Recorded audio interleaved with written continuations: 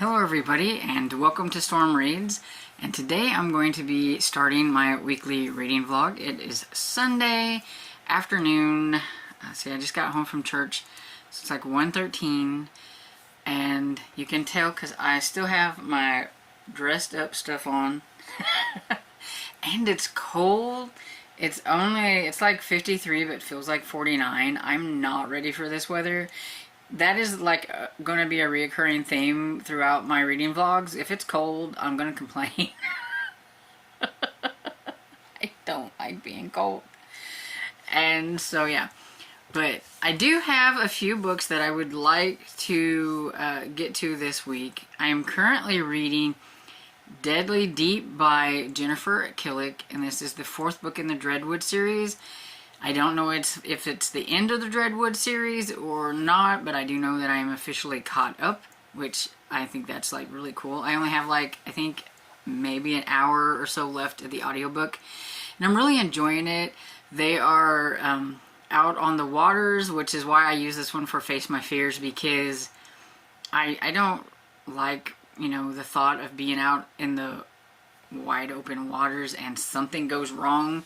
And something went really wrong with their boat, and like it's sinking, and yeah, no. That's like one of the ways I do not want to go. I do not want to drown, and so yeah. And oh look, the sun decided to come out. It's about time. Maybe it'll warm up a teeny tiny bit. But yeah, so I got that one, and then after that I would like to listen to Extra Normal by Kate Alice Marshall. I do not know if this is a standalone book by her or if it's going to be the first book in a series. I do know that it just came out this year, and it is a middle grade book, and so I really liked her 13's trilogy that was middle grade, and so I wanted to try this one. I think it's about like superpowers or something, you know, being extra normal. And I also have The Clackety by Laura Senf, and I have the audiobook out for this one, so I'd like to get this one listened to and everything. I started this one last year, and I don't really remember a whole lot about what happened, so I'll have to start over. I just know I ran out of time and I had other books and I just put it to the side, and so now we're going to get back to it. And this is my orange and black cover. It's pretty. But yeah, so I really don't know, except for I think this girl has to try to go somewhere to try to find her aunt or something. I don't know. And then I have my ebook that I want to get to, which I just started it, so I'm like 1% in, so I'm not very far. But it is, I don't remember. I just looked at it too. The Curious Vanishing of Beatrice Willoughby. And I do not know who the author is. Let's see if I can find it. Finally. It's by G.Z. Smith. So, never heard of this author. Don't know nothing about it. The only thing I do know about this book is it's kind of sounds like a mystery and surrounds like this Amadeus somebody, and a girl went missing and nobody wants anything to do with like that house and the family or something, and there's some mystery. Like I said, I don't remember. It's been a while since I asked for it for review on NetGalley, and it's out. And I was trying to find an audiobook for it, but I couldn't find one, or there was a long wait on it. So I'm going to read with my eyeballs. And so yeah, that's the books that I have to start out with. We'll see how that fares as we go through. I could name off all kinds of other books that I'd like to get to, but we'll just see how this goes. And everything. So yeah, pretty much all I have to say for right now. And when I finish something or if something cool happens and I want to update you, I will be back. But for now, bye. Hey everybody, it is Tuesday, and I should have already told you about this book, but I didn't have any time yesterday because I was gone all day and I'll talk a little bit about that in a moment. But I finished Deadly Deep by Jennifer Killick, and it was pretty good. It's the fourth book in the Dreadwood series, so I am completely caught up now. I don't know if there's going to be any more or if I've finished the series or not, but I do know that I am at least caught up. And this one takes the same kids from the other books, but we're in a different kind of setting. They're not at Dreadwood High. They are on a trip that they get to go on in on the ocean, and they are looking at species and stuff like that, and this really cool stuff, and just kind of learning things. I think it was kind of like a summer school thing or something, just a trip, and they're thinking that they're going to be fairly safe from what's been happening to them in the past with this old couple or whatever, but you just have to read the other ones to find out. But they are on the open water, and so anything could happen, right? And one of the girls didn't want to get on because she's like, have you ever seen the, movies? Nothing ever good happens when you're on open water. And yeah, and it's true. There is something spooky in the water. You can see by the picture of the book and everything. And yeah, things don't go quite well. Right off the bat, it like hits the boat, rams into them. They realize that they're losing, water seeping in and everything. I'm going to guess that it must have been seeping in fairly slowly, even though at points it seems like there was a lot of water in it. Either that or boats don't sink quite as fast as I would think they would if they are retaining lots of water. I don't know. I mean, I guess maybe it depends on how big the boat is and how everything. I don't know anything about boats. Anyway, this one, I think that out of all of them, you have to kind of really suspend your disbelief in what's going on.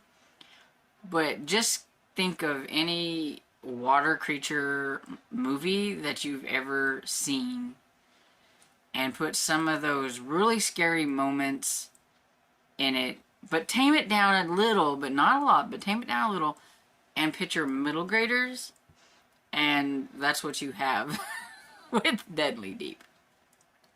Because yeah, there were some times when it reminded me like of, those movies when they're trying to figure out how to get rid of this creature that's in the water, and somebody has to go in the water to do whatever, to lead the whatever it is over and everything, but they're middle graders, not adults. So it's like, yeah, okay. But the boat, like I said, some people got off of the boat. There were some lifeboats on there, and so they got off, and some of their group thought, that they were off, like something hinky with their principal. Anyway, the people thought that they had already gotten off of the boat, but they hadn't. And so Gus and all of them, I can't remember all their names, Haley, Naya, I should remember the one that starts, I can't remember his name. But anyway, they're all stuck on there and the captain is on the boat. There's still one lifeboat left, but they were, trying to make sure of everything. The captain was still doing their thing. But there is a time when, like, they are trying to help the captain because, they are on the boat. And they end up having to go into this one section where, like, it's like water is about waist deep, which is why I'm thinking that this is a really slow sinking boat, because that happened fairly at the beginning. But they're still, like, at the end, the boat is still up and everything, it hasn't sunk yet or whatever. And so I don't know, but like I said, I don't know anything about boats, but I just thought it was really weird that the boat was still going at the end of the book, like, so that they had some place to get up on and out of the water while they're and try to get rescued and all that kind of stuff. But yeah, so I think you have to kind of really suspend your disbelief. But through the whole thing, it's a horror novel. So, and the whole thing, I mean, they've had, in the first book you have mutant spiders, and then you had giant parasite worm things, and then in the third book you had vampire ravens, or whatever, or crows, or something like that. And now you have this giant thing in the water, and they're out on the water, but it was still fun. I really enjoyed it. I gave it 4 stars. I really like the group of kids and stuff and how they work well together.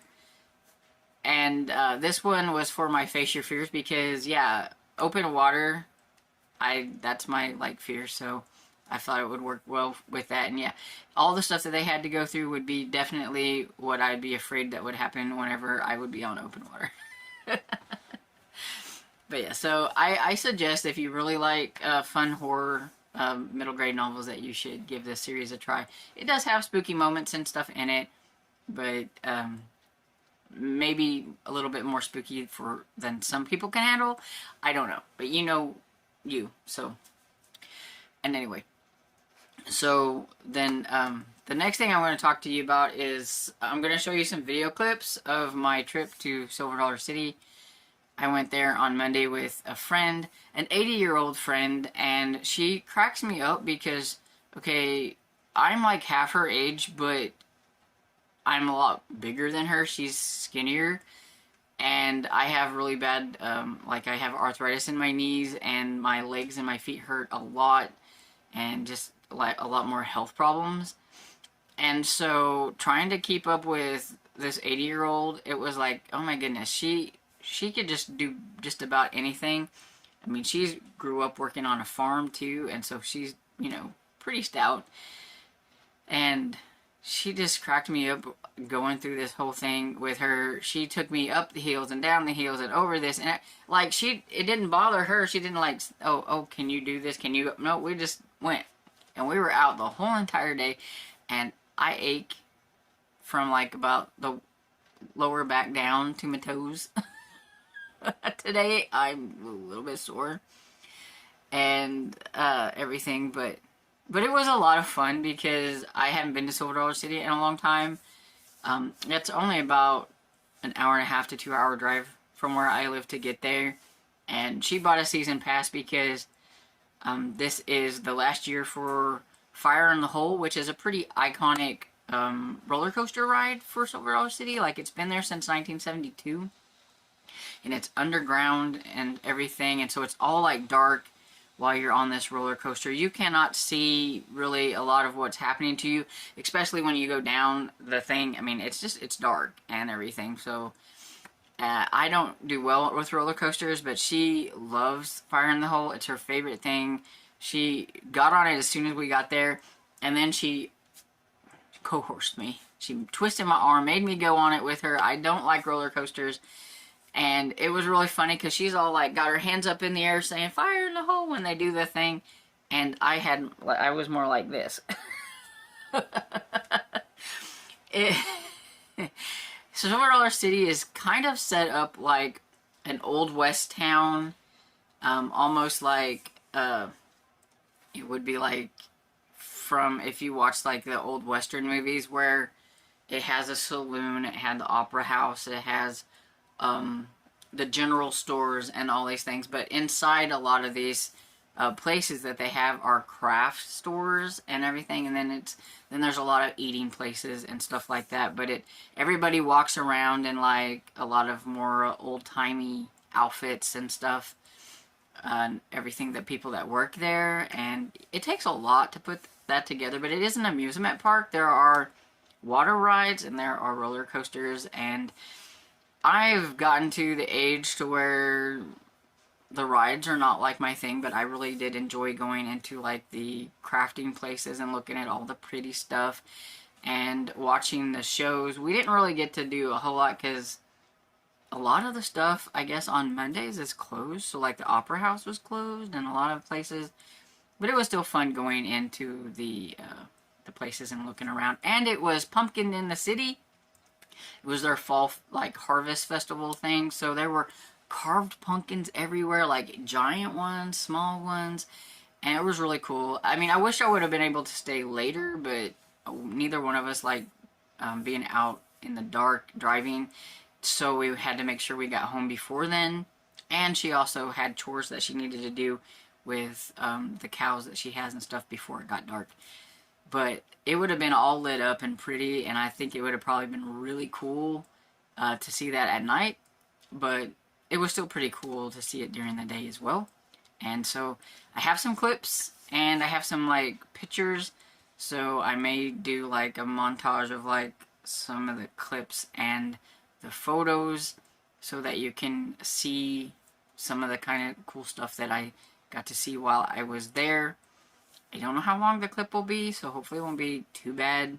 I'm probably not going to include everything. I took a lot, but I'm going to be like choosy because I don't want to bore you guys with a whole bunch of clips. But I just thought I'd let you know and let you see the kind of cool pumpkins and things that were out while I was out and about. And I am almost done with Extra Normal by Kate Alice Marshall. And so I will be coming back on here in a little bit to let you know what I thought of that one. I have to finish it today because it goes back on Libby today, so I need to get it finished. So I will be back whenever I get that one finished.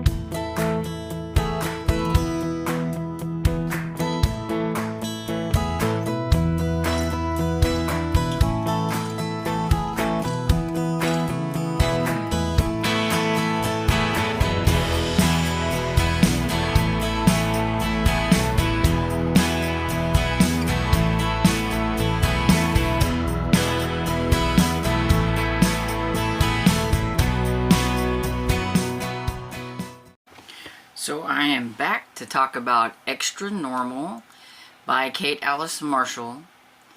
Now, I don't know if this is a standalone middle grade book from her or if it's going to be a series. It ended like it could be a standalone, but I could also see in it be part of a series with these kids and stuff. But it is about a family that's very different. I think her name is Charlie. Now I don't know if I'm saying it right, but I think that's who it is. She has a very different and unique family. Her little sister is a ghost. One of her brothers is a werewolf, and another brother is a boy with he's got the telekinesis or whatever. And her mother, I think, is a telekinetic too. And I don't know if her father is anything, but she's just very, very normal. Like, she's actually so normal she's extra normal. And that's what it's about. I didn't know if that meant there was some kind of superpowers, but there is something that goes along with that, but pretty much it's just because all of her family is so like supernatural and not normal that she is just very extra normal. and that comes to her advantage during the book, which is kind of cool. But her parents work, you know, very hard with the job that they have of kind of working in the paranormal realm and stuff. They got bosses and stuff, and they kind of do things along that line, and they've just been working really hard, and they really need a vacation, and they're getting kind of burnt out and everything with all the jobs and how dangerous and stuff that it could be at times. And so they're going to take a vacation, and they're leaving Charlie in charge. And she, you know, since she's the normal one, she's got to take care of her, you know, her siblings who are, they're younger than her, but only, you know, just a few years, because like she's just a middle grader. So I would say she's probably about 11 or 12. I can't remember if it actually says. But then, like, she has, like, the next one down would be her brother that I think is the one with the telekinetics. And then her other brother, who's, like, 8 years old, I think, is the, like, little werewolf. And then she's got, like, there's her sister is probably, like, 6 maybe or something. So, like, they're very young. And she's like, we can do this, you can go on vacation, we can handle everything. But then they have some new neighbors that have moved in, the Weavers, and that's when things get a little strange. They're invited over to their house, and they've got babysitters, so it's not like they're alone. There's agents or whatever that are like their babysitters and everything. But the bad thing is, because they have some abilities and things too, when they all go and meet these neighbors, it just seems very weird that they wouldn't let Charlie into the house, but they let everybody else into the house. And whenever they come out, whenever you would ask them, well, you know, what's the neighbor's house about? It was, well, it's just a very ordinary kitchen, very ordinary house. They were just very ordinary people. And then some things start happening in the neighborhood where it has Charlie thinking that it's got something to do with the Weavers. She's pretty sure. And she goes to investigate and goes into the house where it doesn't look like anybody's living there. It's very, like, weird. And there's notes everywhere. And, like, in the kitchen it says, this is a very normal, you know, very normal kitchen. This is a very normal bedroom. This is where Peter stays in his very normal bedroom, or something like that. So, and whenever she would ask her, like, siblings, they all said the same thing. Oh, they're just very ordinary people. They're just very, you know, and she's like, listen to yourselves. None of you have anything different to say. You're all saying the same thing. And so she's trying to figure out what's going on with them. And it gets a little more scarier and a little bit spookier, and they're like, maybe we should call our parents, you know, and she's like, no, they really need this vacation. She wants to try to figure things out on her own, and then it ends up turning into she's gonna have to save, like, her parents, because whatever these things are over there may be waiting for her parents to come back home. And so she's trying to figure out everything before they get back home off of their vacation, and trying really hard not to have to call them and contact them and everything. And they are the creepy little individuals that are over there, and it was pretty interesting. I liked it. I think that each one of the kids have their strong point, and I think this was kind of like, you know, just because you're ordinary doesn't mean that you're different from everybody else, or that if you have some kind of ability that you are, you know, very different. Everybody has their strong points, and actually her being extra normal kind of helped save the day. So that was kind of cool. And so yeah, I give it 4 stars. Like I said, the way it ended, I think it could be perfectly fine as just a standalone middle grade spooky novel. But I could also see the family getting involved in other supernatural things, and maybe her extra normal abilities helping them along the way and stuff. So I could see that be fun. If it was a series, I wouldn't be mad. But if it's just a standalone, I thought it was good just that way too. And so I think I'm veering off of my path because I have a book on Libby that it's gonna be going off of Libby in a couple of days, and so I would rather try to get to it if I can. It's not necessarily a spooky one, it's just one that I actually had for review from Edelweiss, but I hadn't got to it yet, and there's an audiobook, so I decided to go ahead and listen to that. And I believe it's called, and I could be wrong, but I will put a picture here, but No One Leaves the Castle by Christopher Healy, I think is what it's called. But it's kind of a fantasy mystery and everything. So I've only gotten into it just a little bit, like 5% into it. We'll see. I haven't really gotten into it enough to know exactly what's going on, but it sounds like it could be fun. So we'll see. So hello everybody. It is Wednesday and I have finished No One Leaves the Castle by Christopher Healy. And so I thought I would let you know what I thought about it. And it was different. This... it says it's humorous, and I would say that. And I think this is not going to be something for everybody. It's definitely not really the kind of book that I prefer. I don't mind some kind of silly, but sometimes they're a little just too strange. And this one is about... the Lilac. She is supposed to be the most fearsome bounty hunter there ever was, at least according to the bard who sings her songs.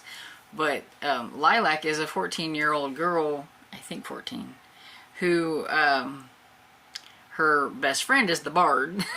So she's always singing up her rights, but she hasn't actually done anything in the bounty hunter realm. But she wants to try to find thieves and stuff. That's what she thinks her destiny is to do.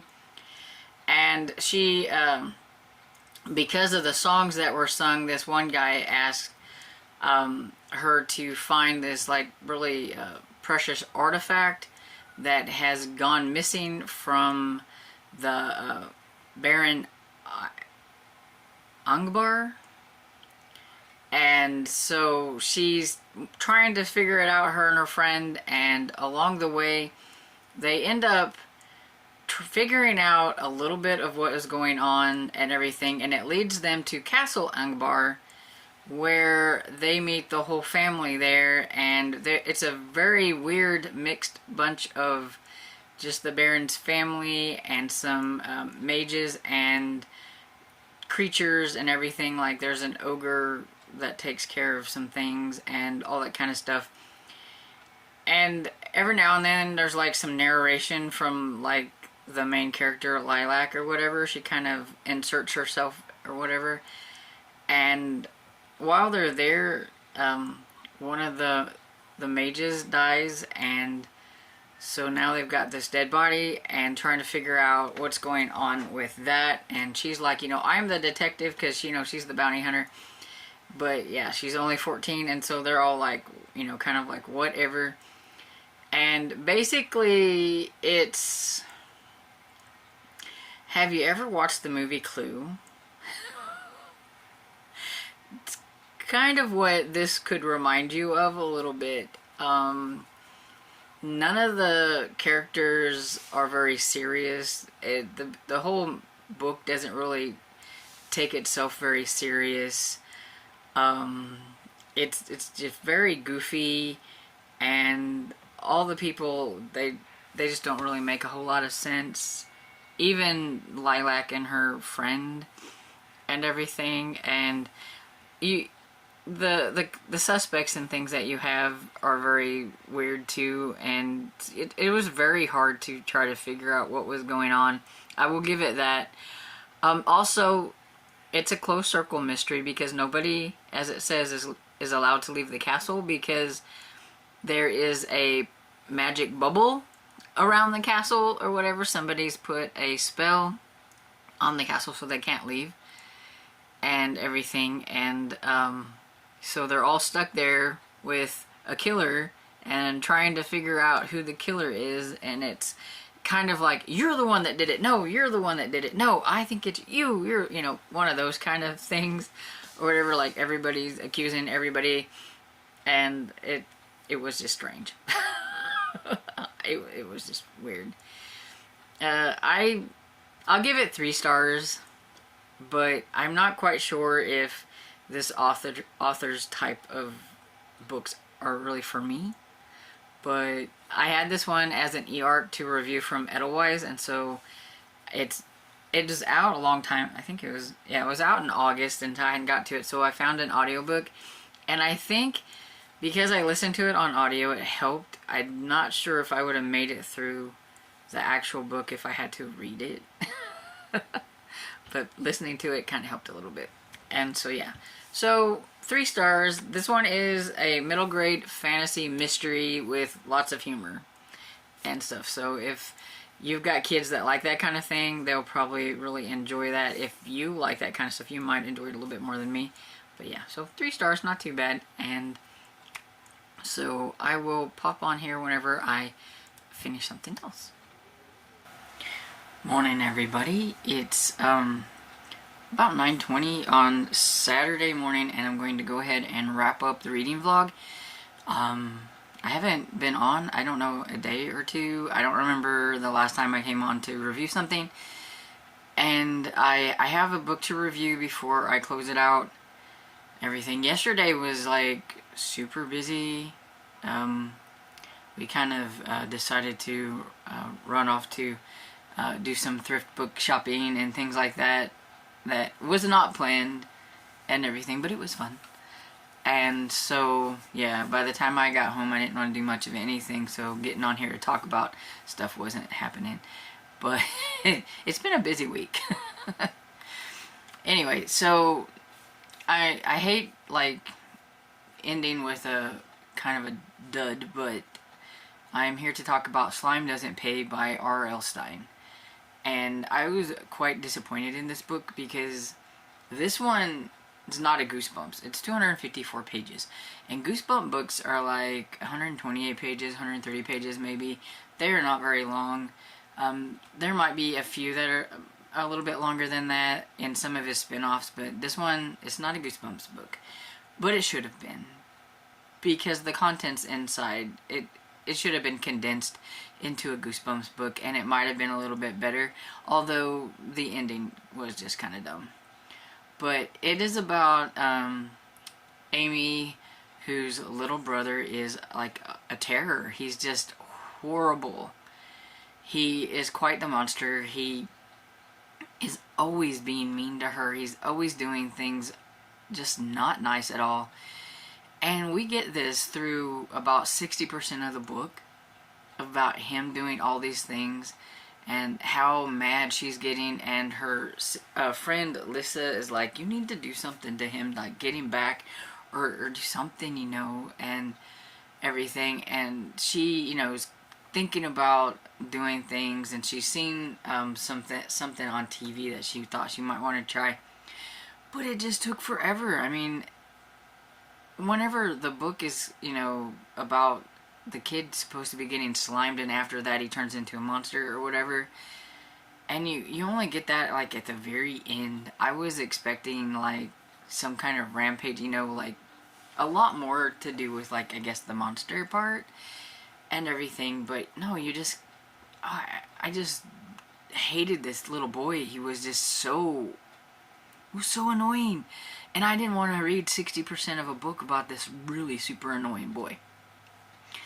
And so maybe middle graders will think it's like really cool, but I didn't. And so, and then whenever you find out like the big reveal about some things at the end, I thought, well, it's kind of dumb too. But you know, I think middle graders might enjoy it and everything more than adults. But yeah, I read earlier this month, I read his new Goosebumps that he just come out with, and it was way better than this. So that's why I was like, take out a lot of this Arnie being just a horrible thing and condense that part and get to the main part where he turns into a monster, and, you know, just make it real quick. I think it would have been a lot better. But yeah, I'm gonna give this one 2 stars. I just didn't like it, and, you know, that happens. I think with R.L. Stine's books, they're usually a little bit hit or miss. You either like one or you don't. Yeah, I think I did fairly well this week with my reading of spooky middle grade books, and let me know if you have read any of these and what you thought of them. And I hope you enjoyed this video, and if you did, please give it a thumbs up and subscribe, and I will see you all next video. Bye.